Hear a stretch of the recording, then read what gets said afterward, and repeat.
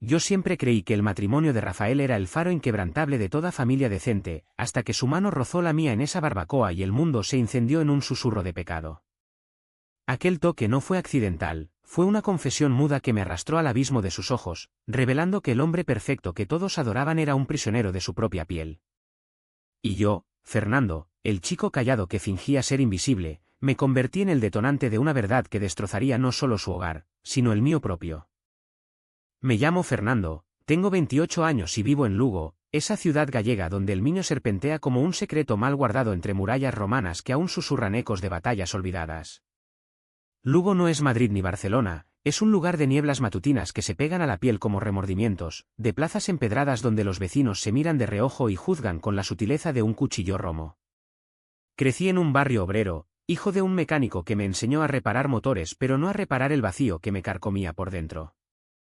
Desde niño, sabía que era diferente, no por los sueños con chicas que mis amigos contaban en el instituto, sino por la forma en que mi mirada se demoraba en los hombros anchos de los jugadores de rugby del equipo local, o en la curva de una mandíbula recortada contra el sol poniente. Mi familia era el típico clan gallego, madre devota que rezaba el rosario cada noche por un hijo normal, padre que gruñía sobre la cerveza y me repetía que los hombres de verdad no lloran ni se andan con mariconadas. Tenía un hermano mayor, Javier, que se casó joven y ahora cría mellizos en un piso de Hércules, siempre recordándome lo que debería ser.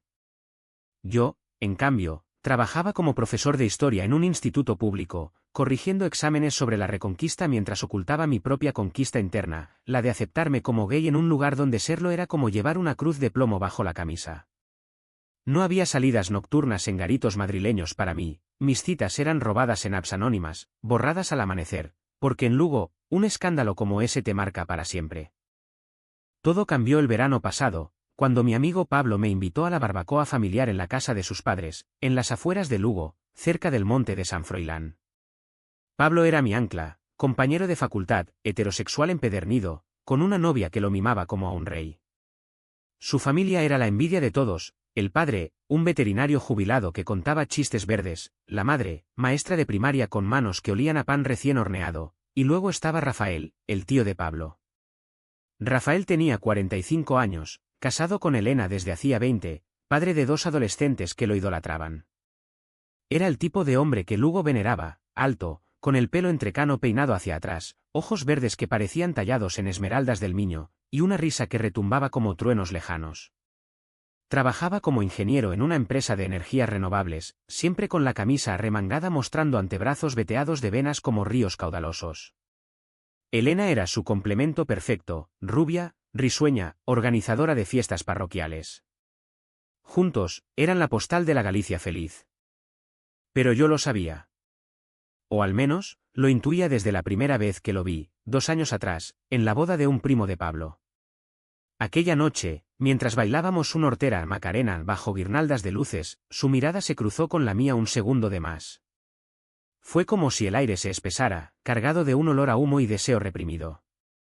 No dijimos nada, solo un saludo educado, pero desde entonces, en cada encuentro familiar, navidades, cumpleaños, sus ojos me buscaban. Yo fingía no notar cómo se demoraba en servirme un plato de pulpo a feira, o cómo su rodilla rozaba la mía bajo la mesa del comedor. Era un juego peligroso, uno que me hacía sentir vivo y culpable a partes iguales. ¿Por qué yo? ¿Por qué él, con todo lo que tenía? Rafael representaba todo lo que anhelaba y temía, la normalidad rota por un hilo invisible de anhelo. La barbacoa de aquel julio fue la gota que colmó el vaso. El sol caía a plomo sobre el jardín trasero, un rectángulo de hierba salpicado de margaritas silvestres y un emparrado de vid que Elena había plantado con sus propias manos. La casa era una finca modesta, de piedra gallega con balcones de hierro forjado que daban a un huerto de manzanas. Olía a carbón encendido, a chorizo asándose en la parrilla, a risas mezcladas con el zumbido de avispas atraídas por el melón fresco. Unas 30 personas, tíos, primos, vecinos del barrio de Apinguela.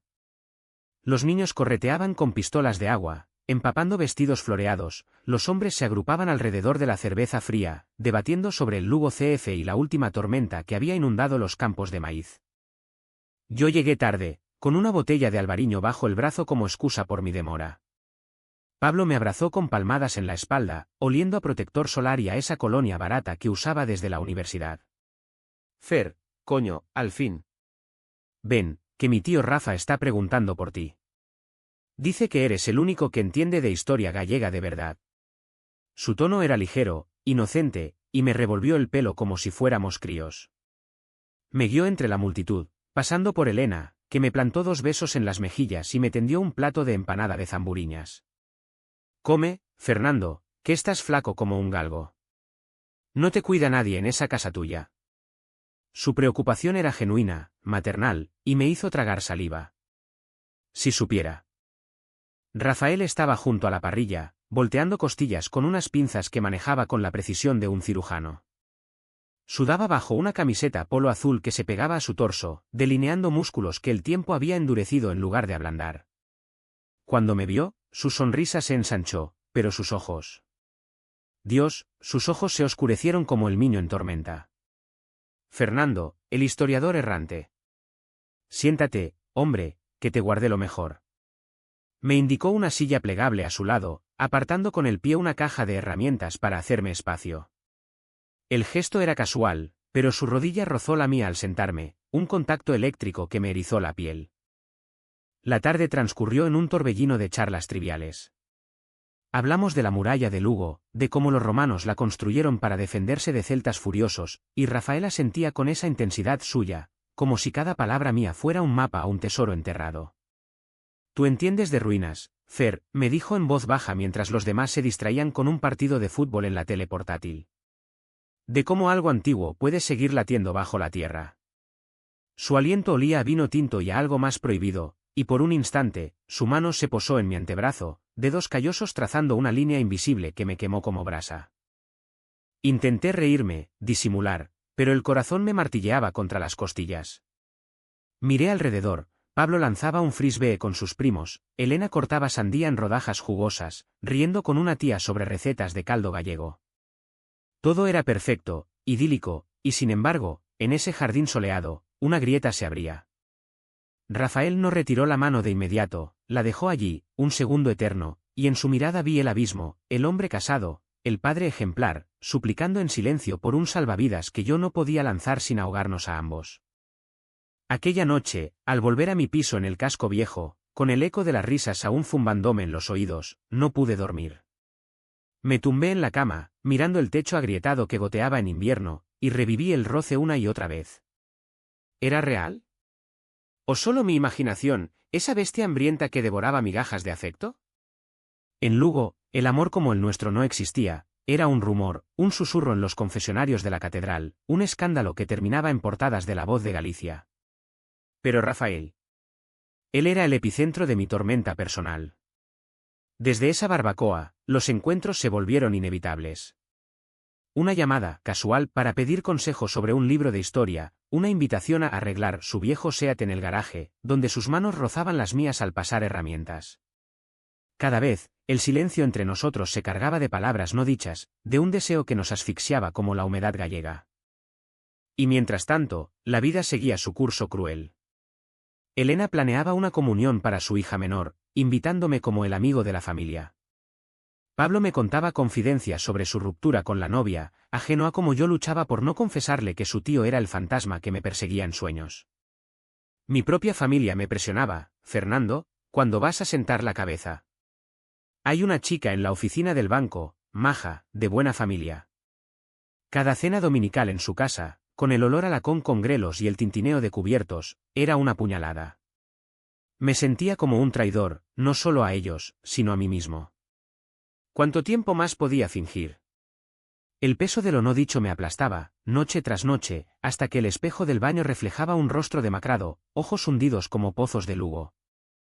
La densa niebla de la Vic ACH se espesaba con cada encuentro robado. Rafael empezó a enviarme mensajes a medianoche, no puedo dejar de pensar en esa charla sobre las murallas. Café mañana. Inocentes en la superficie, pero cargados de subtexto que me hacía temblar. Nos veíamos en un bar discreto cerca del puente romano, donde el niño lamía las piedras como un amante impaciente. Allí, bajo el rumor del agua, sus confesiones salían a borbotones, la boda con Elena por presión familiar, el nacimiento de los hijos como ancla a una vida que lo ahogaba, las noches en vela mirando el techo mientras ella dormía a su lado. Es como vivir en una jaula dorada, Fer. Tú eres la llave que no me atrevo a girar. Sus palabras me destrozaban, quería odiarlo por su cobardía, pero solo podía empatizar, porque yo también era prisionero de mi silencio. En casa, la presión montaba. Mi madre, con su rosario entre los dedos, me interrogaba sobre mi soltería con ojos que destilaban decepción. Dios te ha dado tanto, hijo, y tú lo desperdicias. ¿No ves cómo Javier es feliz? Javier, el héroe, el heterosexual perfecto. Una vez, borracho de sidra en una romería de San Froilán, le confesé a medias: mamá, no soy como él. Ella palideció, cruzándose de espaldas. No digas tonterías, Fernando. Reza, que el diablo te ronda.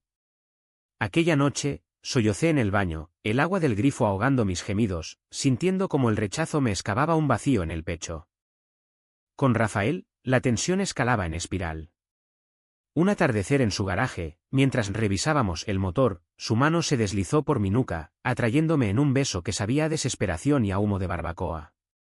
Fue breve, feroz, un choque de labios que me dejó mareado. Perdóname, murmuró, pero sus ojos decían lo contrario. Yo huí, el corazón galopando como un caballo desbocado por la muralla, jurándome que no volvería. Pero lo hice, una y otra vez, porque en sus brazos encontraba un refugio efímero de la soledad que me devoraba. La familia de Rafael notaba grietas. Elena, con su intuición de esposa gallega, empezó a hacer preguntas veladas: ¿por qué pasas tanto tiempo con Fernando, amor? Es un buen chico, pero... Él lo negaba con risas, pero el estrés le envejecía la cara, surcos profundos como los del niño en estiaje. Los hijos, ajenos, lo miraban con adoración, pidiéndole que les contara historias de su trabajo en los molinos eólicos, donde el viento parecía llevarse sus secretos. Yo, desde mi piso, veía cómo el teléfono vibraba con sus mensajes: te necesito. No puedo más. Cada uno era una cadena más en mi cuello, un recordatorio de que nuestro lazo era una bomba de relojería. Y entonces, la niebla se disipó en un estallido. Fue en la verbena de la Virgen de Agosto, en la Plaza Mayor de Lugo, con farolillos colgando como estrellas falsas y el aire cargado de olor a churros y pólvora. Pablo me había arrastrado allí, para que te sueltes un poco, Fer. Rafael estaba, por supuesto, con Elena del brazo, bailando un paso doble torpe que la hacía reír. Pero sus ojos me encontraron entre la multitud, y en un arrebato, me apartó hacia un callejón oscuro flanqueado por casas de entramado de madera. Te quiero, Fernando, soltó, su voz ronca contra mi oído, mientras el estruendo de los fuegos artificiales ahogaba el mundo. No es un capricho. Es lo que soy. Sus labios buscaron los míos de nuevo, pero esta vez no nos detuvimos. Fue un beso voraz, manos enredadas en camisas, cuerpos presionados contra la pared húmeda que olía a musgo y a siglos de pecados ocultos. Por un momento, el universo se redujo a su calor, a su aliento entrecortado, a la promesa de libertad en su abrazo. Pero el destino de Lugo es cruel con los que desafían sus normas. Un flash de móvil iluminó la escena. Pablo, mi amigo, el sobrino inocente, nos había visto. Su rostro, capturado en la pantalla que temblaba en su mano, era una máscara de horror y traición. Tío. ¿Qué coño? Elena apareció segundos después, atraída por el grito, y el mundo se derrumbó en un caos de acusaciones y lágrimas. Rafael se apartó de mí como si quemara, balbuceando excusas que se ahogaban en su garganta. Yo quedé paralizado, el sabor de sus labios aún en los míos, mientras la multitud se arremolinaba, murmullos convirtiéndose en un rugido. La noche se volvió un borrón de sirenas lejanas y portazos. Pablo me empujó: fuera de aquí, maricón. Has jodido a mi familia. Elena sollozaba en brazos de una prima, sus ojos clavados en Rafael con una mezcla de rabia y piedad que me heló la sangre. Yo corrí, las calles de Lugo un laberinto de sombras que me engullían, hasta mi piso donde me derrumbé en el suelo, el teléfono explotando en notificaciones, mensajes de mi madre: ¿es verdad lo que dicen, hijo? Dios mío, y de amigos que se distanciaban con emojis mudos. El silencio que siguió fue peor que el escándalo. Rafael desapareció, su número, bloqueado. Elena pidió el divorcio en una nota fría que circuló por el barrio como veneno. Los hijos, destrozados, dejaron de ir a misa con la familia, culpando al amigo del tío. Pablo, mi hermano de elecciones, me envió un único mensaje: no vuelvas a acercarte. Lugo, mi hogar, se convirtió en una prisión de miradas acusadoras en el supermercado, de susurros en la taberna donde solía tomar mi café con leche.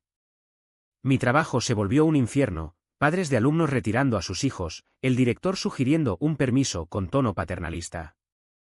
Toqué fondo en una noche de lluvia torrencial, el Miño desbordándose como mis lágrimas.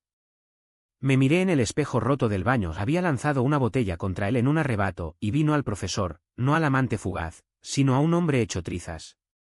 ¿Valió la pena?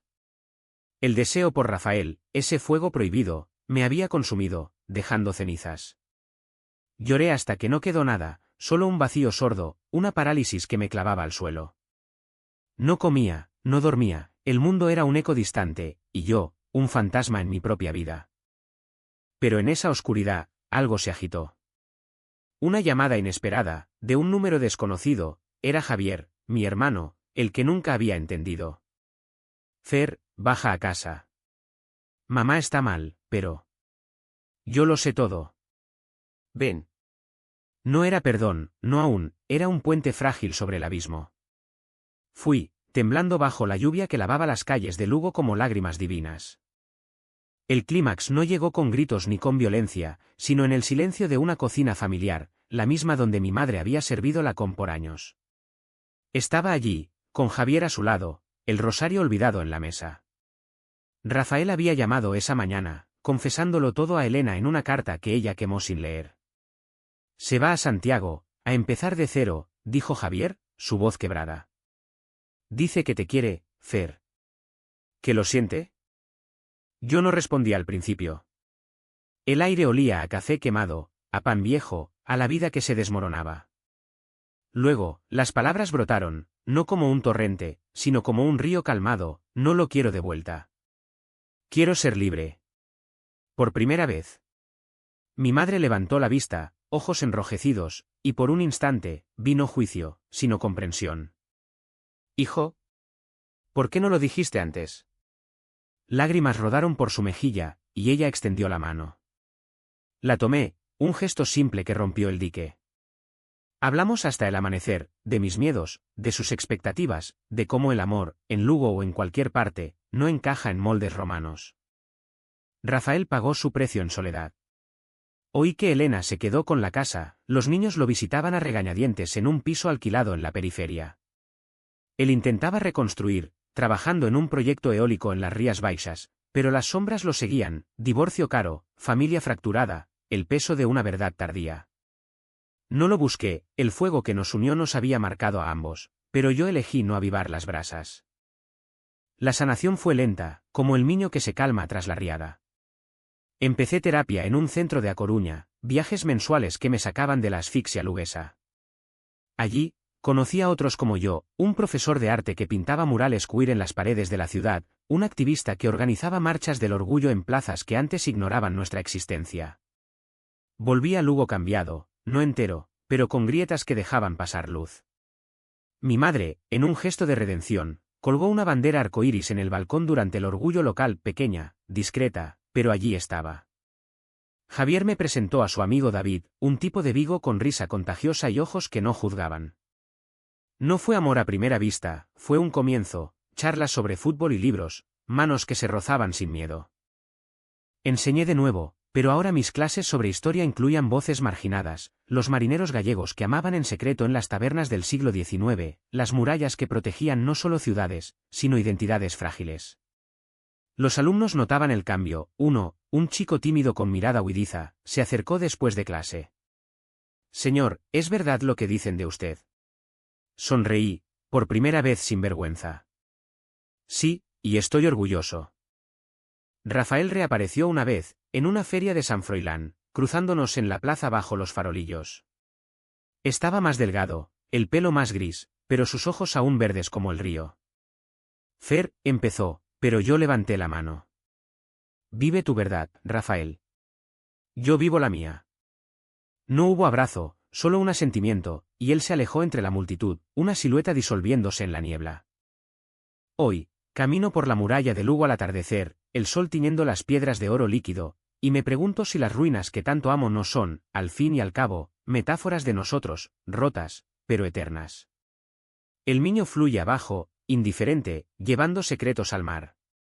Y yo, Fernando, respiro hondo, sabiendo que el fuego prohibido no me destruyó, me forjó. ¿Valió la pena el incendio? Siempre,